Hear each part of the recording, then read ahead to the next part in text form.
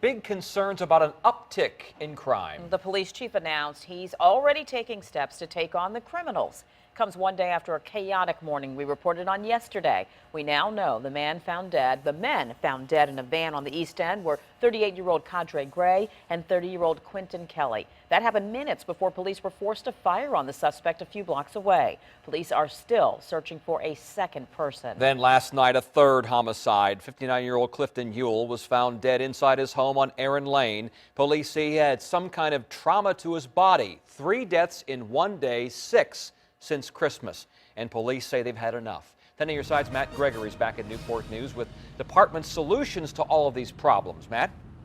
Tom and Nicole, for the second year in a row, Newport News police say they've seen their homicide rate explode at the beginning of the year. But in a press conference this morning, Police Chief Richard Myers says while yesterday's double homicide showed the worst of the city, it showed the best of neighborhoods.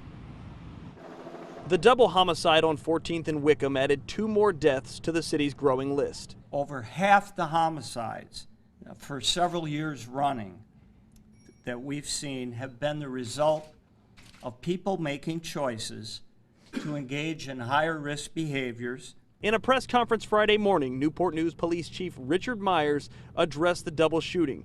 He also looked at the bigger picture across the city. Starting with Christmas week up until today, Newport News Police have responded to 6 homicides. Starting Friday night, the city's police will have more officers out in force. Chief Myers says he's asked the city manager to give his department more overtime. We'll rely heavily on our crime analysts.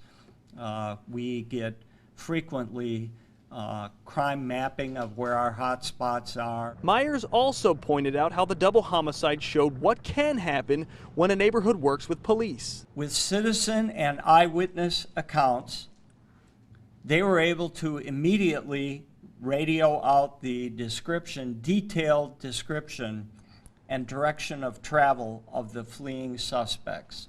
And now, while more police hit the streets, Chief Myers wants the community to work with them. We're going to put more police out there, and we're going to uphold our side of the bargain.